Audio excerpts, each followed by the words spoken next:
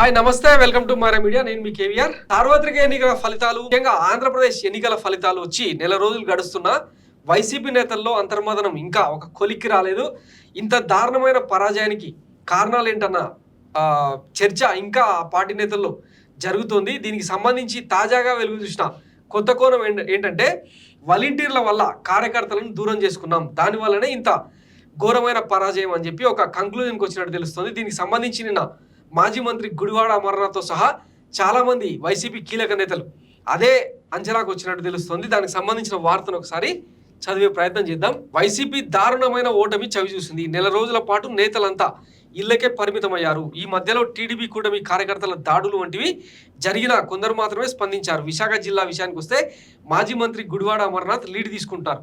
ఆయన రుషికొండ ప్యాలెస్ మీద అధికార కూటమి నేతలు రచ్చ చేస్తే ఖండించారు, ధీటైన బదులిచ్చారు. కానీ రుషికొండ భీమిలి నియోజకవర్గం పరిధిలోకి వస్తుంది. పైగా 3 ఏళ్ల పాటు పర్యాటక శాఖ మంత్రిగా భీమిలి మాజీ ఎమ్మెల్యే అవంతి శ్రీనివాస్ ఉన్నారు. ఆయన మంత్రిగా ఉండగానే రుషికొండ పాత భవనాలను కూలగొట్టారు. వాలంటీర్ వ్యవస్థపై వైసీపీ నేత మాజీ మంత్రి గుడివాడ అమర్నాథ్ కీలక వ్యాఖ్యలు చేశారు. వాలంటీర్ వ్యవస్థ వల్ల ప్రజలకు మేలు జరిగిన పార్టీకి నష్టం కలిగిందని వ్యాఖ్యానించారు. వాలంటీర్ల వల్ల నాయకులు కార్యకర్తల మధ్య దూరం పెరిగిందన్నారు. ఎన్నికల్లో ఓటమి చెందిన అందరు నాయకుల్లోనూ ఇదే అభిప్రాయం ఉందన్నారు. కూటమి ప్రభుత్వంపై మాట్లాడుతూ అసెంబ్లీ ఎన్నికల్లో గెలిచిన కూటమి నేతల ప్రస్తుతం హనీమూన్లో ఉన్నారని, వారి హనీమూన్ అయిపోగానే తమ యాక్షన్ ప్లాన్ మొదలు పెడతామని అన్నారు. ప్రజా సమస్యలపై నిత్యం పోరాటం చేస్తామన్నారు. అసెంబ్లీ ఎన్నికల్లో ఊహించని విధంగా ఓటమి చెందామని, దానికి గల కారణాలను పార్టీ విశ్లేషించుకుంటుందని, నియోజకవర్గ స్థాయిలో నాయకులతో మీటింగ్లు పెట్టుకొని వివరాలు సేకరిస్తామన్నారు. కార్యకర్తల నాయకుల సమస్యలపై పార్టీ పెద్దల దృష్టికి తీసుకెళ్తామన్నారు. రాజకీయ పార్టీలకు బౌన్స్ బ్యాక్ కావడం కొత్తేం కాదని మళ్ళీ పుంజుకుంటామని విశ్వాసం వ్యక్తం చేశారు. అలాగే దివంగత నేత రాజశేఖర రెడ్డి 75వ జయంతి కార్యక్రమాలను ఈ నెల 8వ తేదీన ఘనంగా నిర్వహించేందుకు విస్తృత ఏర్పాట్లు చేస్తున్నామని, రాజశేఖర రెడ్డి జయంతి వేడుకలను విశాఖ జిల్లా వ్యాప్తంగా పెద్ద ఎత్తున నిర్వహించాలని పార్టీ శ్రేణులకు ఆయన విజ్ఞప్తి చేశారు.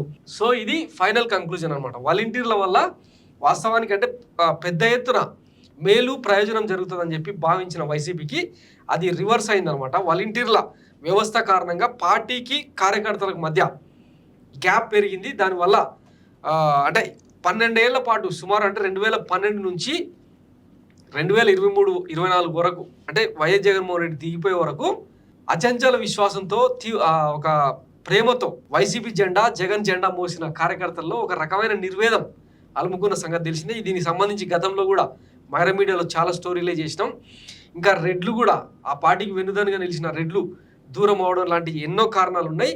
అయితే ఇప్పుడు ఆ అంతర్మదనంలో భాగంగా తాజాగా వెలుగులోకి వచ్చిన ఘటన ఏంటంటే వాలంటీర్ల వల్ల ఈ దారుణమైన పరాజయం అని ఒక కంక్లూజన్కి వచ్చారు. ఇంకా రాబోయే రోజుల్లో ఇంకెట్లాంటి పరిణామాలు చోటు చేసుకుంటాయి, ఓటమికి గల సంచలన కారణాలు ఏమైనా ఉంటే మళ్ళీ మీ ముందు ఉంచే ప్రయత్నం చేస్తా. Thanks for watching Myra Media. నేను మీ కేవీఆర్. Thank you.